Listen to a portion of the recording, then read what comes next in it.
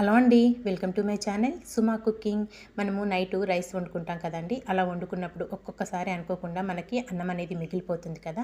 అలా మిగిలిపోయిన అన్నాన్ని మనము టమాటా రైస్ లేదంటే ఎగ్ ఫ్రైడ్ రైస్ నిమ్మకాయ కలిపేసి తాలింపులాగా వేస్తుంటాం కదా.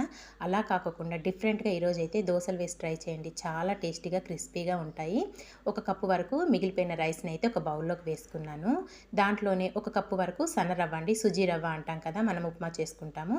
ఆ రవ్వని యాడ్ చేసుకోవాలి. దీంట్లోనే మనం ఏ కప్పుతోనైతే సన్న రవ్వ తీసుకున్నామో అదే కప్పుతో ఒక కప్పు వరకు చిక్కటి మజ్జిగ అండి, కొంచెం పుల్లగా ఉండేలా చూసుకోండి. మీరు కావాలనుకుంటే పెరుగైనా యాడ్ చేసుకోవచ్చు, లేదంటే మజ్జిగైనా యాడ్ చేసుకోవచ్చు.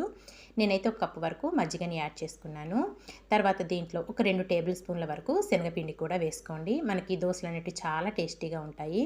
తర్వాత దీంట్లో ఒక పావు టీ స్పూన్ వరకు షుగర్ కూడా వేసుకోండి. మనకి దోశలు అనేవి చక్కగా కలర్ఫుల్గా కనిపిస్తాయండి చక్కెర వేసుకోవడం వల్ల. టేస్ట్ కూడా చాలా బాగుంటుంది. తర్వాత దీంట్లో రుచికి సరిపడినంత సాల్ట్ కూడా వేసేసుకోవాలి. మనం ఏ కప్పుతోనైతే రవ్వ అలాగే మజ్జిగ తీసుకున్నామో అదే కప్పుతో ఒక కప్పు వరకు వాటర్ యాడ్ చేసుకోవాలి. ఇలా వాటర్ యాడ్ చేసేసుకొని ఇదంతా బాగా మిక్స్ చేసేసుకుందామండి. మనం కరెక్ట్ నేను చూపించిన విధంగా కరెక్ట్ కొలత ప్రకారం వేసుకుంటే మీకు ఈ దోశలు అనేవి చక్కగా పర్ఫెక్ట్గా వస్తాయండి. చాలా టేస్టీగా ఉంటాయి. చక్క మనం రైస్తోనే అలా కాకుండా మనము తాలింపు కాకుండా ఇలా ఒక్కసారి దోశలు అనేటివి ట్రై చేయండి. ఇదంతా కలుపుకొని ఒక్క 10 నిమిషాలు పక్కన పెట్టేసుకుందాము. మనము చక్కగా రవ్వ అనేది నానాలన్నమాట.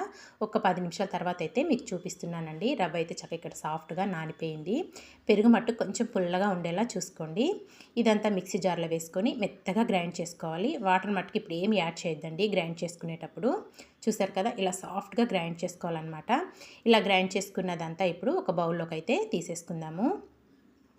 మనకు ఎక్కడ కూడా చక్కగా అన్నం మెతుకులు లేకుండా చక్కగా సాఫ్ట్గా గ్రైండ్ చేసుకోవాలి. తర్వాత దీంట్లో ఒక హాఫ్ కప్పు వరకు వాటరు, మనం మజ్జిగ తీసుకున్నాం కదా అదే కప్పుతో ఒక హాఫ్ కప్పు వరకు వాటర్ యాడ్ చేసుకోవాలండి. వాటర్ యాడ్ చేసుకొని ఇదంతా బాగా మిక్స్ చేసుకోవాలి. ఒక కప్పు వరకు మజ్జిగ తీసుకున్నాము, కప్పున్నర వాటర్ యాడ్ చేసుకున్నాము. ఇలా అయితే కరెక్ట్గా సరిపోతుందండి మనకి కొలత ప్రకారం అయితే. చూసారు కదా, మనకి ఇలా ఉండాలి బ్యాటర్ అనేది. ఇదంతా ఇలా బాగా మిక్స్ చేసుకొని ఒక్క 10 నిమిషాలు పక్కన పెట్టేసుకుందాము. ఒక 10 నిమిషాల తర్వాత అయితే మీకు చూపిస్తున్నానండి. ఇదంతా మళ్ళీ ఒకసారి బాగా కలిపేసుకుందాము. నిజంగా అండి దోశలు మట్టుకు చాలా టేస్టీగా ఉంటాయండి. ఇదంతా ఇలా బాగా కలుపుకొని ఇప్పుడు స్టవ్ పైన అయితే ఒక పెనం పెట్టేసుకొని పెనం బాగా వేడయ్యాక ఉల్లిపాయతోనైతే ఒకసారి క్లీన్ చేసుకుందాము. ఇలా క్లీన్ చేసేసుకున్నాక మనం ప్రిపేర్ చేసి పెట్టుకున్న ఈ దోశల బ్యాటర్ని ఒక గరిటెడు వరకు వేసుకొని బల్చగా దోశ వేసుకోవాలండి. మంటను చిన్నగా పెట్టుకొని దోశ అనేది వేసుకోవాలండి. మరీ స్పీడ్గా తిప్పుకోకుండా దోశని కొంచెం స్లోగా తిప్పుకోవాలి. మనం స్పీడ్గా తిప్పితే మనం వేసుకునే రైస్తో కాబట్టి పిండి అనేది గట్టిగా అంటుకుపోతుందండి. ఇలా దోశ వేసుకున్నాక మనం మంటని మళ్ళీ మీడియం ఫ్లేమ్లో పెట్టుకొని చక్కగా ఆయిల్ వేసుకొని దోశ అనేది మంచి రంగు వచ్చేదాకా కాల్చుకోవాలి. ఈ దోశ కొంచెం టైం పడుతుందండి, మనం రైస్తో చేసుకుంటున్నాం కాబట్టి. నార్మల్ దోశ అయితే తొందరగానే కుక్ అయిపోతుంది, కానీ ఇది కొంచెం టైం పడుతుంది మనకి. చక్కగా దోశ అనేది ఎర్రగా కాలాక చూసారు కదా, ఇలా చక్కగా కాల్చుకున్నాక ఒక ప్లేట్లోకి అయితే తీసేసుకోవడమే. ఇంకో పక్క దోశ కాల్చుకోవాల్సిన అవసరం లేదండి. చక్కగా నెయ్యి అయినా నూనె అయినా వేసుకొని కాల్చుకుంటే చాలా టేస్టీగా ఉంటుంది. తర్వాత మళ్ళీ పెనాన్ని మళ్ళీ ఒకసారి ఉల్లిపాయతో క్లీన్ చేసేసుకొని మనకి ఎన్ని దోశలు కావాలో అన్ని దోశలు 1 బై 1 ఇలా వేసేసుకోవడమేనండి. నిజంగా చాలా అంటే చాలా టేస్టీగా ఉంటాయండి. సాఫ్ట్గా వస్తాయి దోశలు మట్టుకు. చూసారు కదా, చూస్తుంటే నోరు ఊరిపోతుంది కదండి. తప్పకుండా మీరు కూడా ఒక్కసారి రైస్తోనైతే ఇలా ట్రై చేయండి. దోశలు అయితే చాలా బాగుంటాయి.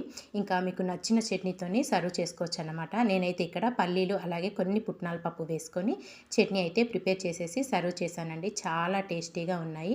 తప్పకుండా మీరు కూడా ఒక్కసారి ఇలా ట్రై చేసి మీకు ఎలా వచ్చిందో నాకు కామెంట్ చేసేయండి. ఇలాంటి మంచి మంచి వీడియోస్ కోసం అయితే మరి వెంటనే నా ఛానల్ని అయితే సబ్స్క్రైబ్ చేసుకోండి. వీడియో నచ్చింది అనుకుంటే మీ ఫ్రెండ్స్కి రిలేటివ్స్కి కూడా షేర్ చేసేయండి ఫ్రెండ్స్. చూస్తారు కదా, చాలా అంటే చాలా సాఫ్ట్గా మనకు నైట్ మిగిలిపోయిన అన్నంతోనైతే కమ్మటి దోశలు అయితే వేసేసుకున్నాం కదా. థ్యాంక్ యూ ఫర్ వాచింగ్ అండి. Bye bye.